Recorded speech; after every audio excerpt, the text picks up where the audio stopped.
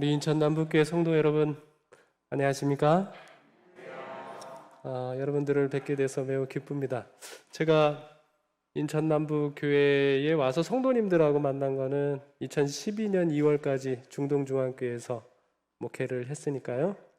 그때 어린이 성경 대회인가 할 때 같이 뵀던 것 같고, 그 다음에 청소년 부장할 때 여기 박경훈 목사님이 초청을 해서 개척대 발대식 할 때 와서 또 여러분들을 뵀던 것 같습니다.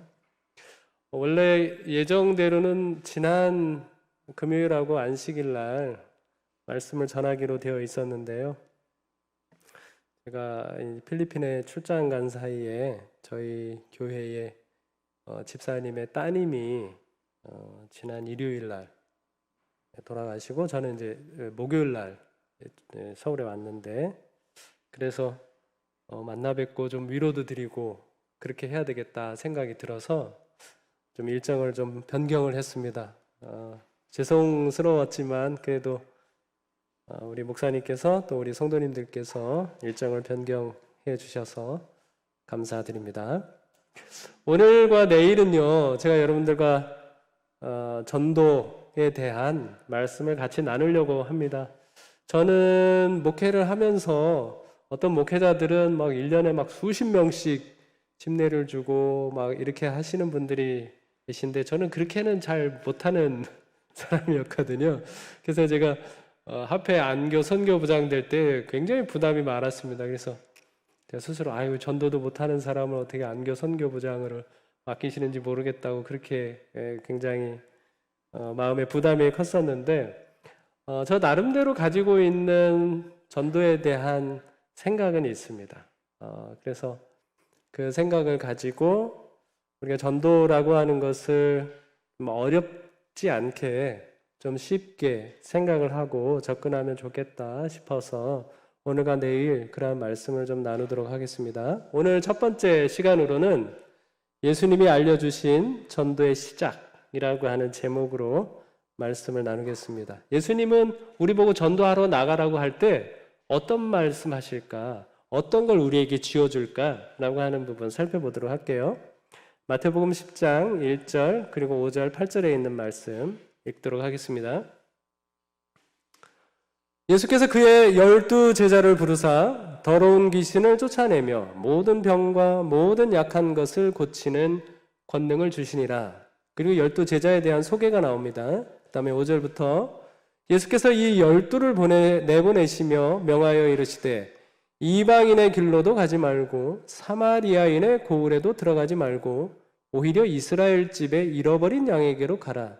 가면서 전파하여 말하되 천국이 가까이 왔다 하고 병든 자를 고치며 죽은 자를 살리며 나병 환자를 깨끗하게 하며 귀신을 쫓아내되 너희가 거저 받았으니 거저 주라.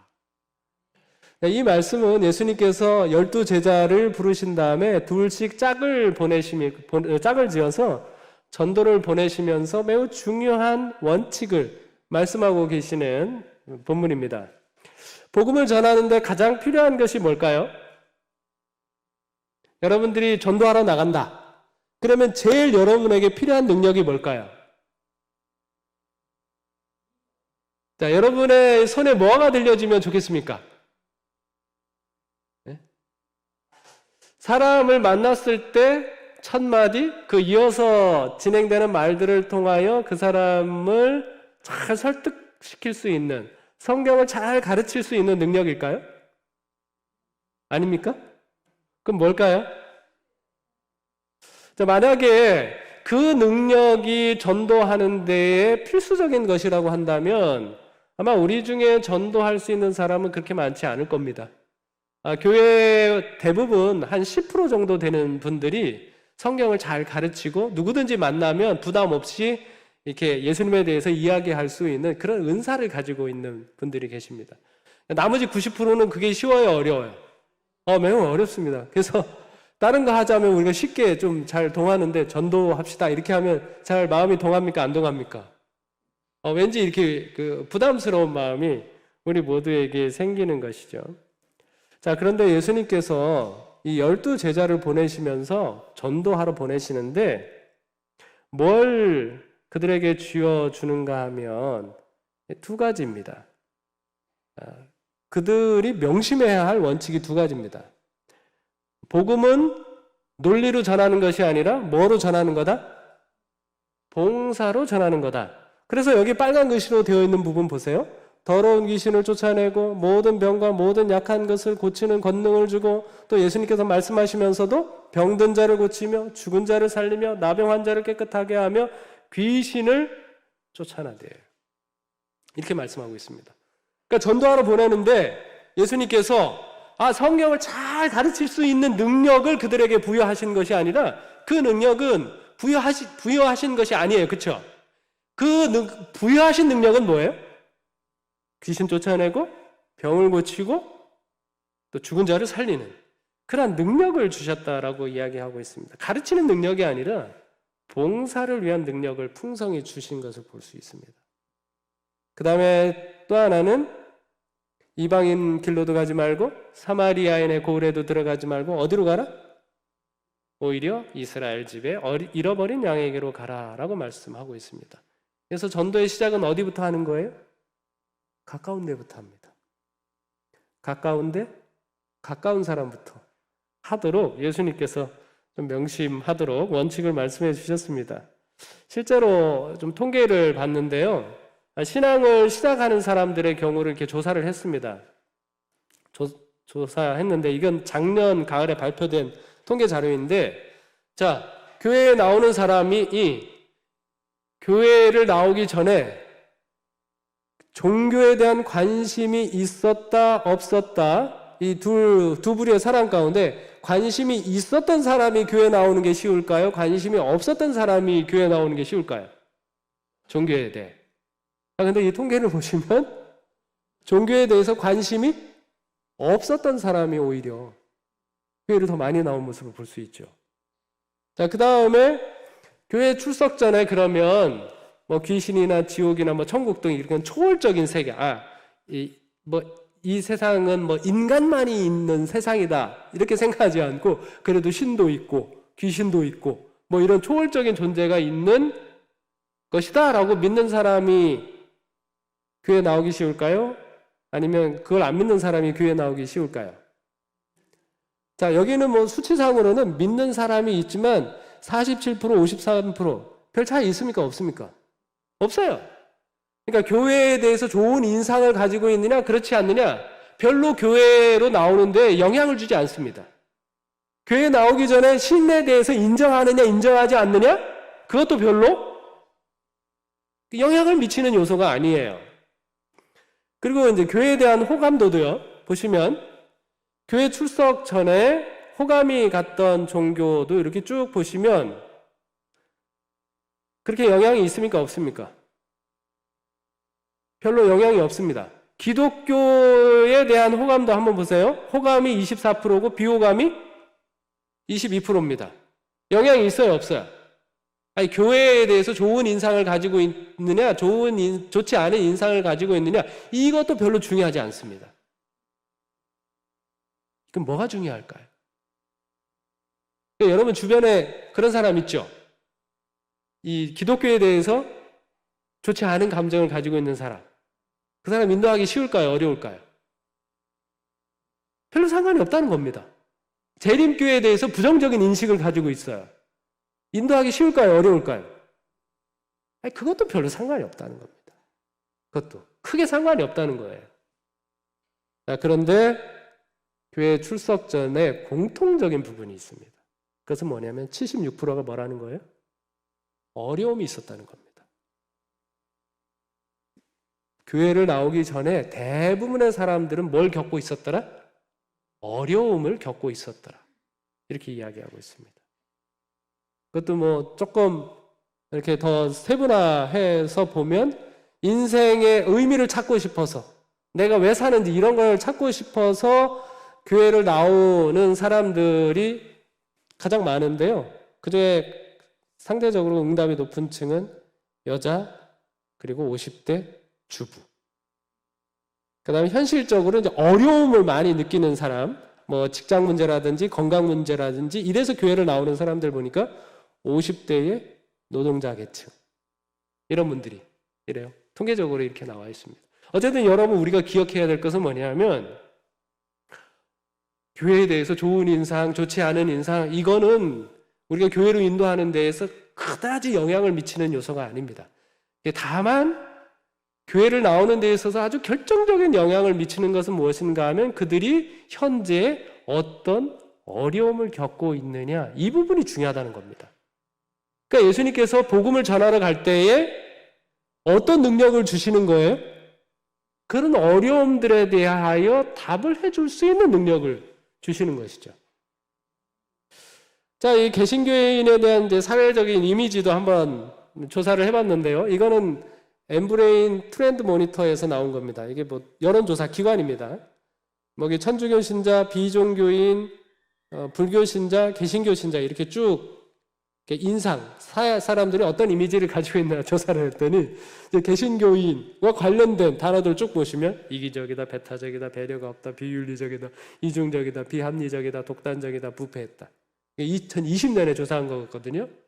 매우 낙담이 되죠. 이거를 국민일보에서도 조사를 해봤습니다. 비슷한 양상이 나왔어요. 개신교인은 배타적이고 물질적이고 위선적이고 세속적이고 이기적이다. 전도하기가 쉬울까요? 어려울까요? 네. 자, 그런 이제 종교를 향해서 이 개신교인들에게 바라는 것이 무엇인가 하면 이 사회가 바라는 것, 이런 이미지를 가지고 있는데 이렇게 해줬으면 좋겠다는 거예요. 힘들고 지친 현실에서 역할을 좀 해줬으면 좋겠다. 어려운 사람을 돕는 데에 뭔가 기여를 해줬으면 좋겠다라고 하는 바람이 일반 사회 사람들이 가지고 있는 기독교에 대한 바람이라고 하는 겁니다. 그러니까 예수님께서 지금으로부터 2000년 전에 제자들을 파송하면서 전도하러 보내면서 주신 그 능력이 오늘날도 필요한가요? 오늘날도 필요하다는 것입니다. 실제로 오늘날 딱 들어맞는 거예요. 그래서 우리가 전도한다고 하면은 가장 먼저 생각해야 될 부분은 무엇인가 하면 내가 다른 사람을 위하여 어떻게 섬길 것인가를 생각하라고 말씀하고 있는 것이죠. 여기 시대의 소망에 보면 이렇게 말씀하셨습니다. 이 제자들을 내보내시면서 그들은 나사렛 예수가 메시아이신지에 대하여 사람들과 논쟁을 벌일 것이 아니라 예수의 이름으로 예수께서 행하신 것과 같은 뭐를요?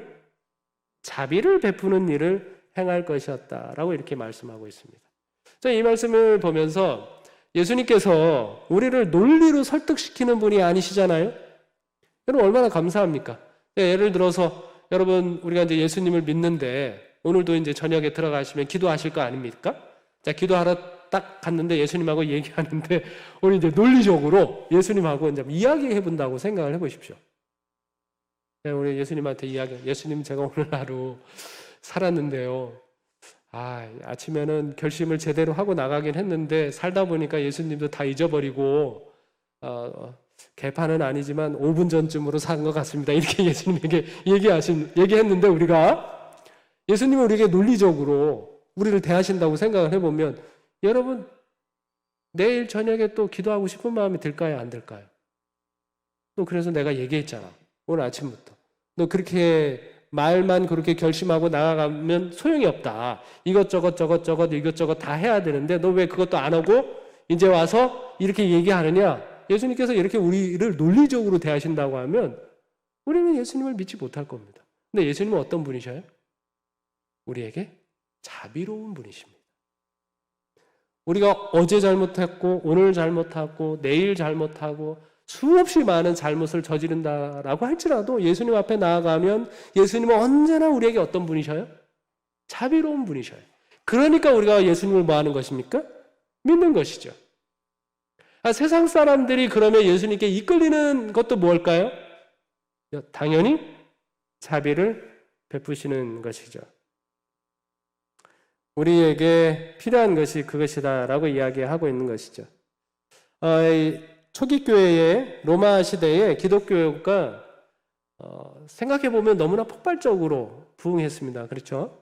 우리가 이 예언을 연구하면서 13년경에 있었던 이 기독교 상황에 대해서 매우 이제 부정적인 감정을 가지고 있기는 합니다만, 그러나 이 로마라고 하는 큰 제국이 기독교를 국교로 삼는 데에는 나름대로 그들이 가지고 있는 영향력 때문에 그런 것입니다. 아무 이유도 없이 그냥 기독교를 국교로 공인하는 건 아닙니다. 근데 이 기독교가 어떻게 해서 발전을 해갔는가라고 하는 것을 역사적으로 이렇게 조사를 해봤더니, 로마 시대에 굉장히 많은 역병이 돌았습니다. 코로나와 비슷한. 그거보다 더 심했겠죠. 요즘은 우리가 여러 가지 약이나 뭐 백신이나 이런 것들을 통해서 예방할 수 있는 길이 있었지만, 예전에는 그렇지 않았잖아요. 특별히 기억할 만한 역병이 안토니우스 역병하고 키프리아누스 역병이라고 하는 것이 있는데, 이게 2세기와 3세기에 일어났던 질병입니다. 근데 250년경에는 기독교인이 로마 제국 인구의 1.9%밖에 되지 않았습니다. 그런데 이 역병을 지나고 300년경에는 몇 명이 됐는가 하면 650만, 10.5%가 됐습니다. 그러니까 키프리아누스 역병이 시작하기 전에는 얼마였는데? 1.9%였는데 그 역병이 마칠 때쯤에는 어떻게 됐다는 거예요? 10.5%까지 됐어요. 어떻게 이렇게 폭발적으로 성장할 수 있을까요? 여러분, 지금 코로나 우리가 지금 3년 가까이 지금 경험을 하고 있는데, 그러면 코로나 전하고 코로나 이후 우리가 비교해 보면 우리 교회가 성장해 있을까요? 아니면 성장하지 않고 침체되어 있을까요? 맞는 것 같죠? 근데 뭐 수치적으로는 우리 코로나 때문에 어렵습니다. 코로나 때문에 어렵습니다. 이렇게 우리가 계속해서 이야기할 수밖에 없습니다. 근데 이 로마 시대의 이 초기 교회, 이 교회들은 어떻게 해서 이렇게 폭발적으로 성장할 수 있었을까요? 이유가 뭘까요? 이 로마 시대의 기독교인을 지칭하는 용어가 있는데요. 파라블라노이라고 하는 말입니다. 위험을 무릅쓰는 자들이라고 하는 별명을 그들이 가지고 있었어요. 이 역병의 과정을 통해서 이 로마 사람들이 본 것이 있는데요. 보통 이교도들이 이 환자들을 대하는 것과 기독교인이 환자들을 대하는 것이 너무나 달랐다고 하는 것입니다. 이방 종교가 제안한 병자들 역병에 대한 최선의 방법은 뭐냐 하면 재난으로부터의 도피입니다. 그러니까 누가 전염병이 걸리면 도망을 가요. 도망을 가다 보니까 이 전염병에 걸린 사람이 죽잖아요. 그러면 시신이 유기가 되죠. 그러면 거기에서 더 많은 질병이 계속해서 퍼져나가는 겁니다. 자, 그럴 때에 누가 등장합니까? 기독교인들이 등장을 합니다. 기독교인은 어떤 소망이 있는 사람이에요? 부활에 대한 소망이 있는 사람들입니다. 그러니까 힘들고 어렵고 질병에 고통스러워하는 사람들을 찾아가서 도와주고, 죽은 사람들의 시체를 거두어서 잘 장사 지내주고, 그래서 그 역병 가운데서 적극적으로 이 기독교인들이 대처한 것이죠. 그러니까 이 기독교인들에 대해서 어떤 별명이 생겼다고요? 파라블라노이, 위험을 무릅쓰는 자들이라고 하는 별명이 생겼다고 하는 것입니다. 기독교가 부흥한 이유가 뭐였어요? 위험을 무릅쓰면서 다른 사람들을 위하여 뭐 할 때? 봉사할 때 그렇게 되었다라고 말씀하고 있는 것입니다. 이게 작년에 연합회에서 설문조사한 겁니다. 우리 합회에서도 한 10개 교회가 여기 설문조사에 좀 참여를 했습니다. 한 1000여 명의 성도들이 참여를 했는데요. 귀하는 재림교인으로서 행복하십니까? 라고 하는 질문에 81.5%가 긍정적인 대답을 했습니다. 자, 우리 인천 남북교회 성도님들 행복하십니까? 아유, 너무 좋습니다. 너무 씩씩하게 아멘 해주셔서 감사합니다. 이런 집단은 굉장히 바람직한 집단이죠. 우리 인천 남북교회의 80% 이상이 나는 정말 행복하다 라고 생각하고 있다면 얼마나 바람직한 집단일까요? 실제로 이제 기도도 얼마나 하나 봤더니 매일 기도하시는 분이 우리 재림교회는 한 79.5% 정도 됩니다. 80%가 거의 매일 기도해요. 일반 개신교 조사에 의하면 50% 미만입니다. 근데 우리 재림교인들은 기도 정말 많이 합니다. 매일 성경을 읽느냐라고 하는 질문에는 뭐 기도보다는 좀 부족해요. 한 51.9%가 매일 성경을 읽는다라고 대답을 했습니다. 그런데 여기 19번째 질문이 뭐였는가 하면 귀하는 최근 1년 동안 지역사회 봉사활동과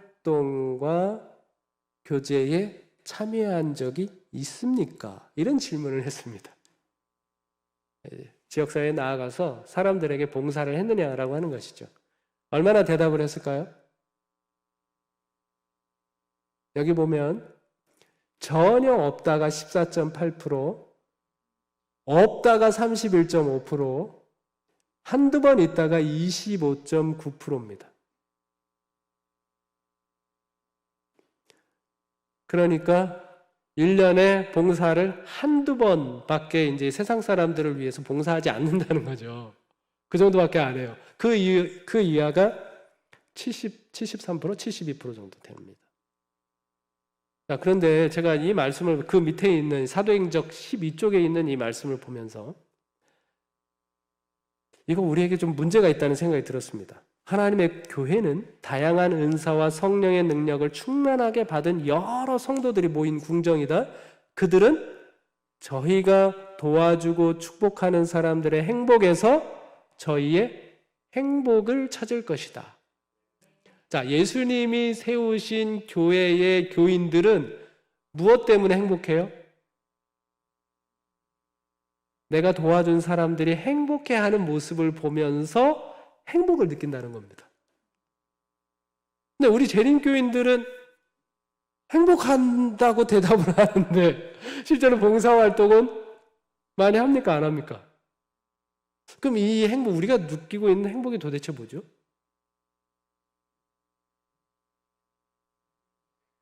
네. 원래 예수님이 우리에게 주고 싶은 행복은 아닌 행복을 우리가 대부분 누리고 있다는 생각이 들었습니다. 그렇죠. 그래서 뭐 우리 연합회적으로도 마찬가지고 우리 서종연합회적으로도 사실은 뭐 코로나 상황들을 지나면서 그런 생각을 좀 많이 했습니다. 우리가 이웃에게 좀 더 좋은 교회로, 좋은 이웃으로 다가갈 필요가 있겠다라고 하는 생각이 들었습니다. 그래서 합회적으로는 가마를 끼치는 사업을 좀 많이 할 수 있도록 이제 장려하려고 이제 애를 쓰고 있습니다. 실제로 근데 교회들이 많은 봉사 활동들을 하고 있더라고요. 그런데 그런 이야기들을 이렇게 보고해 주시고 듣고 하는 이런 과정들을 통해서 또 서로 이렇게 아이디어도 얻고 우리가 이렇게 하면 더 이웃에게 다가갈 수 있겠구나라고 하는 아이디어들을 얻고 하는 모습을 좀 보게 됩니다. 뭐 예를 들면 이런 것들이죠. 어떤 데는 반찬 봉사도 해주시고 어떤 데는 빵을 구워서 나눠주시기도 해주시고 어떤 데는 저렇게 보일러를 깔아주시는 봉사를 하는 데도 있고 어떤 데는 저렇게 시장을 봐서 이웃들에게 다가가는 데도 있고 어떤 데는 이제 탈북민을 위해서 방을 청소해 주고 이렇게 마련해 주는 이런 일들을 하는 모습을 보게 됩니다. 제가 그래서 우리가 전도라고 하는 것이 무엇일까라고 하는 것을 생각할 때 우리 성도님들은 전도한다라고 생각을 하면 교회로 데려와야 된다라고 이렇게 생각을 합니다. 근데 그 엄밀히 얘기하면 그거는 전도가 아니라 인도입니다. 교회로 뭐 하는 거예요? 인도하는 거예요. 물론 전도의 과정에서 인도하는 것까지 다 포함이 되지만 우리가 그 인도하는 것만 생각하니까 전도하는 것이 매우 어렵게 느껴지는 겁니다. 근데 예수님께서 우리에게 말씀하시고 있는 전도는 무엇인가 하면 너희들 가서 귀신 들린 사람이 있으면 귀신 쫓아주고 병 걸린 사람이 있으면 병을 낫게 해주고 어려운 일을 당하고 있는 사람은 뭐하라? 그 어려움을 덜어주고 와라. 그게 뭐다? 전도라고 이야기하고 있는 겁니다. 오늘 아침에 말씀 묵상을 할 때 읽은 말씀인데요. 시대의 소망 70장 제목이 뭐냐 하면 내 형제 중에 지극히 작은 자라고 하는 제목입니다. 우리가 다른 사람을 위해서 섬기는 게 얼마나 존귀한 일인지 이 말씀을 통해서 좀 보게 되는데, 예수님 뭐라고 말씀하셨는가 하면 지극히 작은 자 하나에게 한 것이 곧 내게 한 것이다 라고 이렇게 말씀하셨어요. 우리는 큰일이라고 생각을 하면 뭐 나라를 살리고 뭐 세계를 발전시키는 그런 거라고 생각할 수 있죠. 근데 그렇게 큰 일을 하지 않더라도 엄밀히 말해서 그게 그렇게 큰 일처럼 보인다고 할지라도 그것이 그저 사람을 위한 일로만 그칠 수도 있습니다. 나만을 위한 일, 혹은 뭐 사람만을 위한 일로 그칠 수 있어요. 그런데 예수님께서 뭐라고 말씀하셨는가 하면 우리 주변에 어려움을 겪고 있는 누군가를 사심없이 도와주고 있다면 그것은 예수님에게 직접 하는 것이다 라고 말씀하신 것이죠. 그러면서 이 시대소망에는 뭐라고 하는가 하면 우리가 그렇게 다른 사람을 도와주게 될 때, 그 사람이 행복해하게 될 때, 그 사람이 고마워하는 모습이 하나님께는 노래가 된다고 말씀하셨어요. 우리가 도와주는 것 자체가 우리가 하나님께 들려드리는 노래라고 이렇게 말씀을 하고 있습니다. 그리고 이 말씀을 하는 겁니다. 모든 사람들이 다 할 일을 찾을 수 있다. 왜냐하면 예수님께서 말씀하신 것처럼 가난한 사람은, 도움이 필요한 사람은 항상 뭐다? 우리와 함께 있겠다라고 예수님께서 말씀하셨으니까요. 그래서 예수님을 위하여 그렇게 큰 일을 하는 것은 어떤 특정한 사람만 할 수 있는 것이 아니라 누구든지 할 수 있다는 겁니다. 누구든지 우주에서 가장 존귀한 일과 가장 아름다운 노래를 예수님께 불러드릴 수 있다라고 말씀하고 있는 것이죠. 그러면서 이어서 시대의 소망에 보면 매우 많은 젊은 제자들이 그리스도인 경험의 초보밖에는 더 전진하지 못한다. 다른 사람들의 유익을 위하여 열심히 일하면 자아를 뭐하게 될 것이다? 잊어버리게 될 것이다 라고 말씀하셨어요. 우리가 믿음이 성장해 가야 합니다. 우리가 시간이 흐르면 흐를수록 신앙하는 것이 너무너무 행복하고 너무너무 즐겁고 너무너무 기쁘고 그렇게 해야 합니다. 그런데 우리가 신앙을 하는데도 여전히 기쁨이 커지는 것 같지 않고 행복이 증가하지 않고 하는 이유가 뭘까요? 이유가 뭘까요? 교회 왔는데 다른 사람이 나를 무시하는 것처럼 들리고, 교회 왔는데 여전히 나를 존중해 주지 않는 것처럼 느끼게 되고, 뭐 이런 것들로 인해서 마음이 계속 아프고 속상하고 할 때가 있지 않습니까? 물론 이제 그것을 우리가 해결하기 위해서 애쓰고 노력해야 하겠지만, 여기 말씀하시기를 뭐라고 하셨는가 하면 우리가 다른 사람을 유익을 위하여 열심히 일하면 일할수록 우리의 뭐를 잊어버리게 될 것이다? 우리의 자아를 잊어버리게 될 것이다. 자존심 상하는 일이 줄어들 겁니다. 속상한 일이 줄어들 거예요. 승질나는 일이 줄어들 거예요. 뭐하면? 다른 사람을 진정으로 도와주기 위하여 애쓰면 애쓸수록 그렇게 된다라고 하는 겁니다. 그래서 저는 개인적으로 이렇게 생각을 합니다. 전도는 뭐냐? 다른 사람에게 친해지는 것이다 라고 생각을 하고 있습니다. 다른 사람과 친해지는 것. 네. 오늘 교회 옆에 있는 누군가를 전도하고 싶다라고 하면 전도지 주는 것도 전도지만 그 사람과 뭐해지는 것? 친해지는 것. 친해지면서 그 사람의 필요가 무엇인지 알고, 그러면 우리가 뭐 할 수 있어요? 도와줄 수 있잖아요. 그게 전도라고 생각을 합니다. 실제로 한 교회의 사례이기는 합니다만, 코로나 기간에 할 일이 별로 많지 않지 않습니까? 제가 보니까 교회에서 전도를 할 때, 봉사를 할 때 두 가지 경우가 있는 것 같습니다. 이 지역에 살고 있는 사람들이 어떤 필요가 있는지 잘 알아가지고 그것에 대해서 교회가 준비해서 도와주는 방법이 있고요. 잘 모르겠어요. 잘 모르겠으면 내가 할 수 있는, 우리 교회가 할 수 있는 일, 내가 할 수 있는 일을 찾아가지고 그 일을 그냥 꾸준히 하는 겁니다. 꾸준히 하잖아요? 그러면 그 꾸준히 하는 그 일을 통해서 도움을 받고 싶은 사람들이 이렇게 몰려옵니다. 한 교회가 뭐 특별하지 않을 수 있습니다. 근데 이 목사님이 교회를 부임을 했는데 교회 마당이 있어요. 마당에서 아이들이 뛰어놀면 주변 사람들이 얼마나 뭐라고 하는지 몰라요. 시끄럽다고. 마당이 있는데 아이들이 교회 안에서만 놀아. 근데 이제 그 목사님이 거기 이제 뭐 사택이 그곳에 있으니까 매일 아침마다 그 동네 골목을 이렇게 쓸었습니다. 그거를 나중에 그 주변에 사시는 뭐 이렇게 주민들이 도대체 얼마나 하나 보자 이렇게 하면서 이렇게 쳐다보고 있었는데 나중에 이제 그분들이 하는 얘기예요. 보통 이렇게 하면 한 3개월, 6개월 정도 하고 그만둘 것 같은데 그렇게 기대를 했는데 이 목사님이 2년, 3년을 계속 매일 아침마다 청소하는 거예요. 즉 목사님이 그렇게 이제 청소를 하니까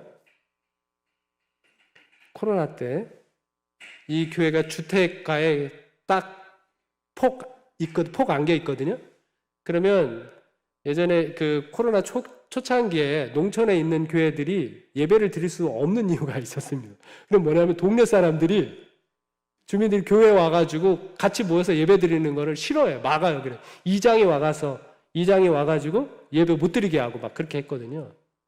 근데 이 교회는 그 동네에 폭 들어가 있는데 주택가에 폭 들어 있는데 예배를 드리는데 아무도 뭐라고 하지 않습니다. 그리고 그 마당에서 이제 아이들이 막 뛰어놀고 시끄럽게 구는데도 이 교회에 창문 열고 뭐라고 하는 사람이 없어요. 그리고 그 주민들 가운데 왕언니라고 하는 터줏대감 같은 그 할머니 한 분이 계신데 그전에 막 차들이 나가면 교회에서 차들이 나가면 문 앞에서 이렇게 나와서 보고 있어요. 차들이 나가면서 뭐 화분이나 이런 것들을 치나 안 치나 이렇게 했었는데 그 왕언니 같은 그분이 자기가 이사를 갔다가 오게 되면 이 교회 나오고 싶다 그렇게 얘기를 하는 겁니다. 전도는 뭐예요? 전도는 이웃과 어떻게 되는 거? 친해지는 겁니다. 친해지는 거. 친해지는 사람이 늘어가고 하면은 그것이 바로 여러분들이 전도의 영역이 늘어가는 것이다라고 생각할 수 있는 겁니다. 그 다음에 이제 두 번째 원칙이 있죠? 어디부터 해라? 가까운 데부터 해라. 이 가까운 데부터 어떻게 이 전도를 시작하는지 잘 보여주고 있는 이야기가 복음교육자와 그리스도인 선교봉사에 있는 딸기를 따는 꿈입니다. 이 딸기라고 번역을 했는데 그 이제 베리를 이야기합니다. 우리나라는 딸기로 생각하면 이 상황이 잘 이해가 안 되는데 이게 블루베리든지 유로베리든지 이제 베리 나무 여러분 아시죠? 베리 따는 것이라고 이제 생각을 하면 됩니다. 이 엘렌 화이트이 복음 교육자의 이제 자격들에 대해서 쭉 이야기를 하면서 복음을 위해서 일하는 사람은 이래야 된다. 8가지 이렇게 요소들을 쭉 이야기했습니다. 그리고 이제 7번째 이야기하는 게 바로 베리를 따는 꿈인데 이 베리 따는 꿈을 통해서 어떻게 우리가 가까운 데서부터 전도할 수 있는지 그 원리들을 좀 이야기해 줬어요. 자, 엘렌 화이트이 꿈을 꿨습니다. 산딸기를 따는 꿈을 꿨어요. 자, 근데 이 산딸기를 따는 꿈을 꿨는데 이 산딸기가 어디에 있어요? 도심에 있다는 겁니다. 여러분, 산딸기 베리 농장이 어디에 있어야 돼요? 시골에 있어야 되죠. 그런데 어디에 있어요? 도심에 있어요. 베리가 없을 것 같은데 뭐 하다는 거예요? 있다는 겁니다. 우리 생각에 없어. 나는 전도할 사람이 아무도 없어. 그런데요, 엘렌 화이트이 이야기하는 것은 뭐냐면 있다는 겁니다. 있어요. 여러분 주위에. 반드시 있다는 겁니다.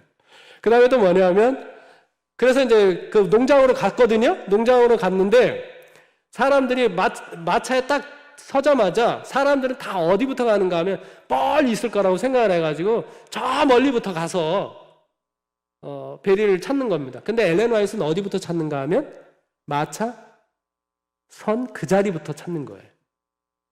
마차 주위부터 보니까 있다는 겁니다. 가까운 곳에서 딸기를 따기 시작했는데 거기에 보니까 익은 것도 있고 선 것도 있다는 겁니다.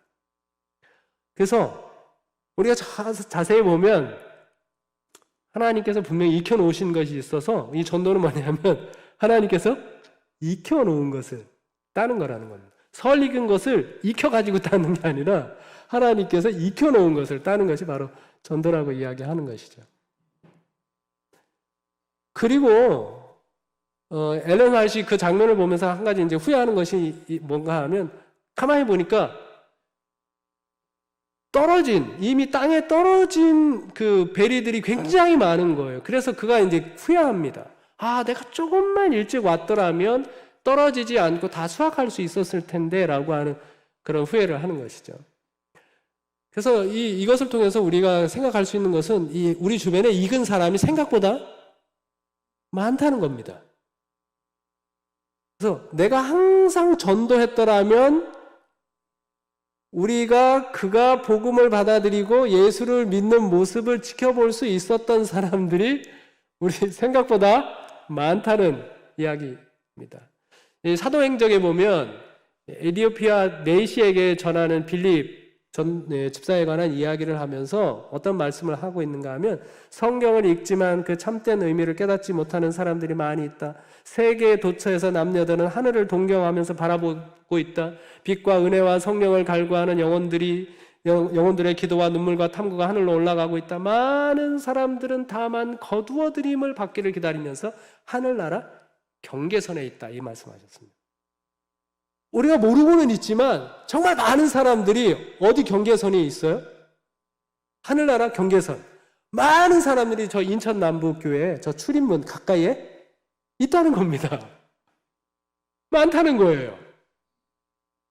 그래서 엘렌 화이트는 무엇이었는가 하면 우리가 이 영혼들에 대해서 항상 관심을 갖고 있었더라면 인천 남북교회에 들어오려고 했다가 여기는 아닌가 보다. 그러면 딴 데 가봐야지 라고 생각했었던 그 수많은 사람들 여기서 거둘 수 있었다라고 이야기하고 있는 것이죠.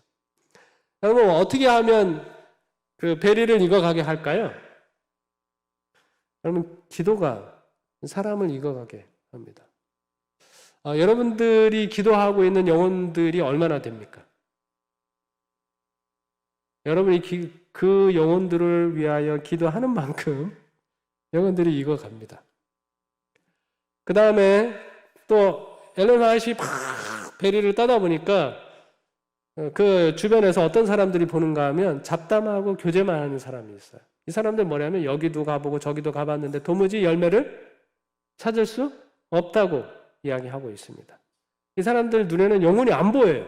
누구 눈에는 보이는데 엘렌 화이트의 눈에는 보이는데 영혼이 있고 없고의 문제가 아니라요. 우리가 어디에 관심을 두고 있느냐에 그 문제라고 이야기하고 있습니다. 그래서 엘렌 화이트 제안을 했습니다. 같이 땁시다. 같이 따자고 했더니 이 사람들이 반응이 뭐예요? 우리가 여기서 따는 것은 부당합니다. 왜냐하면 이 자리는 누구 자리니까? 엘렌 화이트 당신 자리니까 우리는 우리 자리 찾아서 가보겠습니다. 라고 이렇게 반응하는 겁니다. 같이 협력해서 하면 얼마나 좋아요. 내 눈에는 영혼이 보이지 않더라도 누군가의 눈에 영혼이 보일 수 있지 않습니까? 그러면 뭐 하면 좋아요? 같이 협력해주면 되죠. 근데 우리의 단점은 뭐냐면 그렇게 협력도 하지 않는다는 겁니다. 만약에 우리 중에 영혼이 없잖아요. 그러면 우리 교회 교인들 가운데 영혼이 있는 사람이 있습니다. 그러면 그 사람의 구도자를 위해서 우리가 다 같이 함께 기도해주고 그 다음에 그 사람이 그 영혼을 구원하기 위하여 어떻게 하면 좋을까라고 하는 그런 질문을 갖고 있을 때, 의문을 갖고 있을 때 우리가 함께 아이디어를 모아서 영혼을 구원할 수 있는 일에 협력할 수 있다면 우리가 얼마나 많은 영혼을 구원할 수 있을까요? 엘렌 화이트 그것이 너무 안타깝다는 겁니다. 여러분 10번 찍어서 안 넘어가는 나무는 없지만 10번째만 찍어서 넘어가는 나무는 없거든요. 그러니까 내가 누군가의 영혼을 구원해서 그가 예수님을 받아들이는 모습을 지켜보는 기쁨을 내가 지금 누리고 있다면 그거 나 혼자만 노력한 걸까요? 결코 아닙니다. 내가 정말 감사하게도 10번째 찍는 특권을 누렸기 때문에 그 영혼이 예수님을 받아들이는 기쁨을 내가 누리고 있지만, 내가 그 영혼을 찍기 전에 누군가는 첫 번째부터 9번째까지 찍어주고 있었던 겁니다. 이게 뭔가 하면 한 영혼을 구원하는데 우리 모두가 다 뭐 하는 거예요? 같이 협력하는 거거든요. 또 어떤 사람들은 이렇게 밥만 먹는 사람이 있습니다. 그래서 자기들 놀다 보니까 너무 배고파. 일하는 사람이 있는데 일하는 사람 안 남겨놓고 자기들만 먹는 거예요. 제가 이 부분을 보면서 우리가 이럴 수도 있겠다 이런 생각이 들었습니다. 우리 교회가 뭐에만 관심이 있어? 먹는 데만 관심이 있을 수 있어요. 그리고 어떤 사람은 이제 놀이만 하자고 하는 사람도 있었다라고 하는 것입니다. 영혼 구원 사업에 대한 기대감이 없습니다. 열매가 없을 거라고 생각을 하고 이왕 가자고 하니까 그냥 가자. 가서 우리는 뭐 하자? 그냥 놀기라도 하자. 가서 공원에 가서 농장에 가서 공기도 좋고 하니까. 여러분 우리 전도회 하잖아요. 여러분 전도회 하시면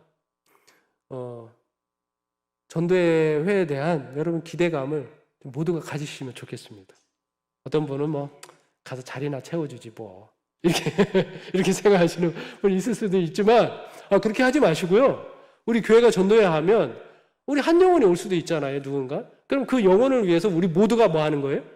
같이 기대감을 갖는 거예요. 그래서 엘런 화이트이 이렇게 이야기합니다. 여러분들이 성공하느냐 성공하지 못하느냐는 여러분들이 일하는 방법에 달려있다라고 이렇게 이야기합니다. 열매가 없기 때문에 성공하지 못하는 것이 아니라 영혼 구원을 하기 위한 좋은 방법을 찾고자 하는 열의가 부족하기 때문에 그렇습니다. 그리고 이제 마치면서 다시 따게 될 거다. 자, 여기 이 밭에서 우리가 지금 땄지만 또 다른 밭으로 가야 되긴 하겠지만 이 밭 계속 뭐 할 거다? 영혼들이 익어갈 거다. 그러니까 나중에 와서 다시 따면 된다. 이렇게 이야기하고 있어요. 그러니까 영혼은 계속 뭐 한다는 거예요? 계속 준비하고 있다. 교회가 세워져 있잖아요. 여기 인천 남북교회가 세워져 있으면 하나님께서 이 성도들 그리고 이 교회를 중심으로 해서 영혼들을 계속해서 뭐 할 거예요? 익혀가고 있다고 하는 것입니다. 정리하면 이렇습니다. 없을 것 같은 곳에도 찾아야 할 영혼들이 있다는 거예요. 가까운 곳부터 하면 됩니다. 모두 협력해서 영혼을 구원하는 겁니다. 영혼이 없는 것은 결코 아니에요. 영혼이 없다라고 생각하면 그건 영혼이 없는 것이 아니라 우리의 관심이 없는 겁니다. 그리고 영혼들은 하나님께서 계속 준비시켜 갈 겁니다. 너무나 당연한 통계지만 전도할 때 가족 친척이 압도적입니다. 가까운 사람부터거든요. 자, 우리 이거 한번 생각해 보면 좋을 것 같은데요. 한국 개신교회 가나안 성도가 한 23% 정도 된다고 합니다. 근데 23% 되는 이 가나안 성도들이 그래도 기독교 신앙을 유지하고 싶다라고 대답하는 사람이 한 90% 정도 된다고 합니다. 이 가나안 성도에 대한 관심이 많아졌어요. 너무 많다는 겁니다. 23%. 우리가 이제 1000만이면 250만 정도가 가나안 성도라고. 교회는 절대 안 나갑니다. 근데 기독교인이라고 이야기하는 성도들이 많다고 하는 것이죠. 자, 그런데 우리 재림교회는 어떨 것 같습니까? 재림교회는 얼마나 가나안 성도가 있다고 생각하십니까? 재림교회. 이거 단순 통계입니다. 서정환앞회입니다. 서정환앞회는 재적교인이 8만 7천이 돼요. 근데 출석을 관리하고 있는 교회는 2만 4천 정도 됩니다. 그럼 우리 재림교회는 가나안 성도가 얼마나 되는 것이죠? 사실 저는 이 통계를 생각할 때마다 우리 재림교회가 가나안 성도에 대한 더 큰 문제를 가지고 있습니다. 개신교회는 23%가 가나안 성도인데 우리는 23%, 25%가 교회를 나오고 나머지 70여 프로는 가나안 성도라고 봐야 합니다. 인천의 어느 한 교회입니다. 인천의 어느 한 교회, 재림교회 가나안 성도입니다. 제적교인이 225명인데 수석관리교회는 한 155명 정도 됩니다. 여기는 가나안 성도가 얼마나 돼요? 한 45%가 가나안 성도입니다. 근데 이 교회는 좀 양호하네요. 즉 서정환 전체 통계에 비하면. 그렇죠? 자, 어떻습니까? 사실 우리 주변 가까이에 우리가 관심을 갖고 영혼들을 구원하기 위하여 노력할 부분이 있습니까? 자, 한번 여쭤보겠습니다. 나는 구도자가 한 5명은 된다. 한번 손 들어보세요. 내 구도자는 한 5명 된다. 네. 나는 한 10명 된다. 10명은 된다.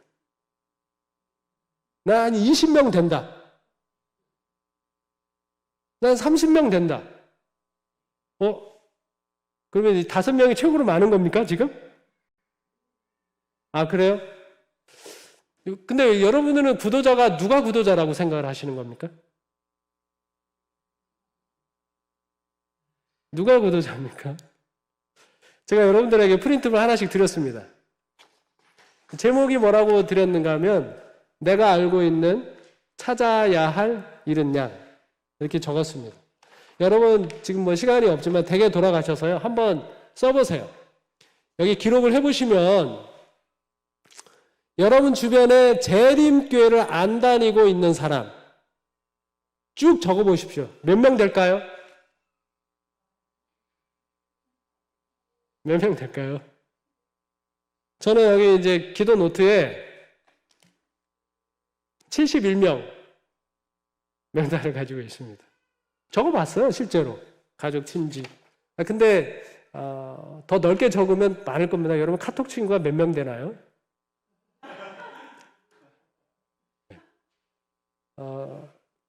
여러분의 관계망 속에 여러분이 알고 있는 사람들은 그 중에 누구는 구도자고 누구는 구도자가 아니다 이렇게 생각하지 마십시오. 모두가 구도자입니다. 단지 그 구도자 가운데 어떤 사람은 금방이라도 전도하면 교회에 나올 것 같은 사람이 있고 좀 시간이 많이 걸릴 것 같고 뭐 복음 전하는 건 둘째치고 뭐 좀 더 친해져야 될 것 같고 그러하는 사람이 있을 거라고. 여러분들이 그냥 연락을 안부 전화라도 할 수 있는 대상은 적어도 여러분들에게 150에서 200명 정도는 됩니다. 그건 통계적으로 나와 있는 숫자예요. 그 중에 재림교인이 아닌 사람이 얼마나 될까요? 됩니다.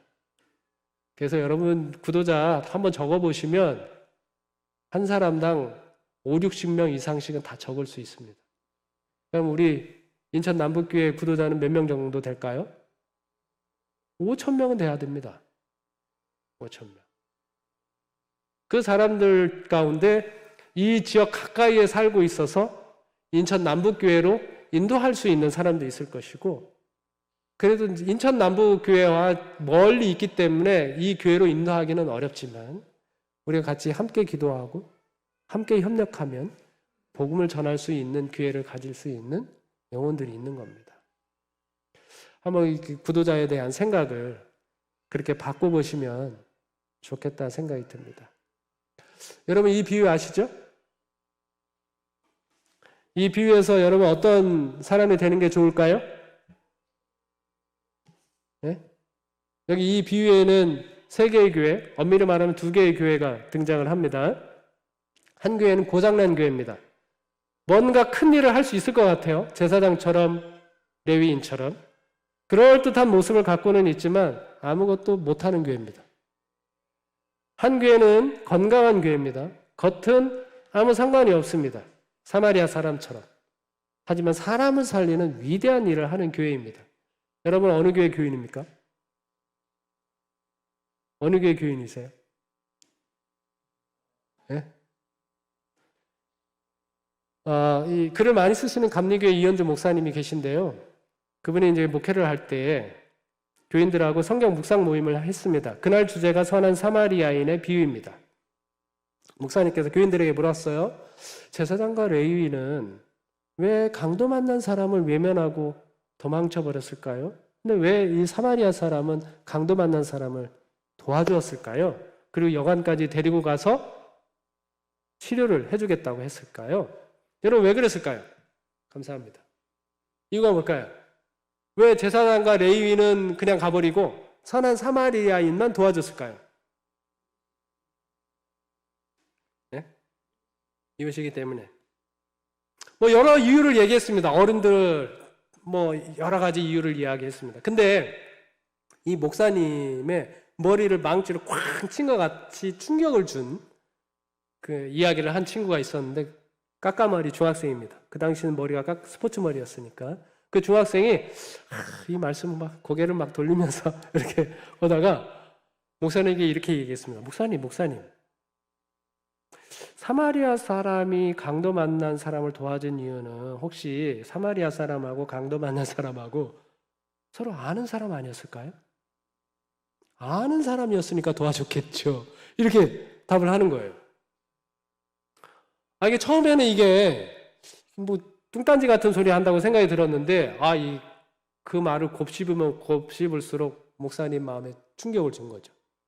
부랴부랴 성경 연구 모임을 마치고 집에 갔습니다. 그래서 그걸 계속해서 생각을 했어요. 그리고 목사님이 박수를 쳤습니다. 그렇구나. 제사장과 레위 사람도 그 강도 만난 사람이 아는 사람이었으면 어떻게 할까요? 여러분 아는 사람이면 달라지죠. 그러면 제가 예를 들어 인천 남북교회 오다가 제가 주말봉에 말씀을 전하지 않습니까? 자, 그런데 오다가 도로에서 교통사고를 났는데 교통사고를 난 사람이 제 아내예요. 지금 거의 막 죽어가기 일보 직전입니다. 자, 그러면 제가 7시 반에 예배인데 그 교통사고 난 장면을 7시에 봤어요. 저기 중동중앙교회 있는 데서. 그럼 제가 그냥 올까요? 그냥 안 올까요? 제가 전화하지 않겠습니까? 목사님에게? 목사님, 제가 우리 아내를 급히 저 병원에라도 이송을 한 다음에 제가 오겠습니다. 이렇게 전화하지 않겠어요? 근데 제가 교통사고가 났는데 전혀 모르는 사람이에요. 그러면 제가 그냥 올까요? 안 올까요? 그냥 오죠. 당연히. 우리 아는 사람이냐 그렇지 않느냐에 따라서 우리의 태도가 완전히 달라집니다. 선한 사마리아인과 강도 만난 사람, 이 두 사람이 우리가 실제로 알았다라고 이야기할 수는 없겠지만 우리 지금의 상황에 비춰보면 우리가 아는 사람이라면 상당히 달라질 겁니다. 여러분 주변에 있는 영혼들에 대해서 우리가 얼마나 아느냐에 따라서 그 사람에 대한 태도가 전혀 달라질 겁니다. 그래서 전도는 뭐예요? 친해지는 거예요. 네, 알아가는 겁니다. 그러면 달라집니다. 말씀 마무리하겠습니다. 좀 길어서 죄송합니다. 제가 이 말씀을 보면서 처음에는요, 마음에 부담이 됐어요. 우리가 하늘에 가면 면류관을 다 봤잖아요. 면류관에 뭐가 달려요? 별이 달려요. 별이 달리는 건 좋아요. 별이 달리는 건 좋은데 어떻게 달린대요? 영혼을 많이 구원한 사람은 뭐하고? 많이 달리고. 그래서 어떤 사람은 무거워 보인대요. 근데 어떤 사람은 딸랑 하나밖에 없네? 되게 가벼워 보여. 그러면 하나밖에 안 달고 있으면 엄청 부끄러울 것 같지 않습니까? 근데 여기 뭐라고 되어 있는가 하면 완전히 만족해 한다고 했습니다. 어느 누구도 부끄러워하지 않습니다. 다 만족합니다. 다 행복해 합니다. 자, 그런데 여기 교회 직원 사관에 있는 것처럼 그대는 그대의 기쁨의 면류관에 달릴 별들이 될 구원 얻은 많은 영혼들을 보게 될 것이다. 이렇게 얘기했습니다.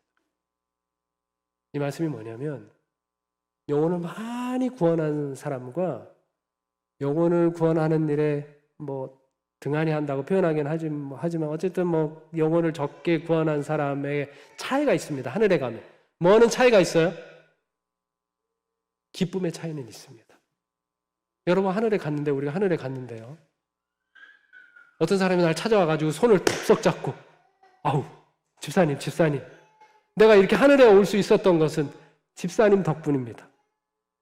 이렇게 얘기하는 사람을 만나면 기쁠까요? 안 기쁠까요? 얼마나 기쁘겠어요. 그 다음에 또 와! 또 와! 또 와! 오늘 지나가고 내일이 됐는데 누가 또 와! 또 와서 나에게 고맙다고 기쁘다고 이야기하면 기쁠까요? 안 기쁠까요? 모두가 행복해하고 모두가 만족해하지만 하늘에 올라가서 누리는 기쁨의 크기는 다릅니다. 누가 가장 기뻐할까요? 영혼을 가장 많이 구원한 사람. 그 사람은 기쁨의 크기가 무한히 느끼게 될 겁니다. 그래서 예수님도 뭐라고 말씀하셨는가 하면 이사야 53장에 보면 자기 영혼에 수고한 것을 보고 만족히 여길 것이다. 누가 가장 기쁠까요? 하늘에 가면 예수님이 얼마나 기쁠까요?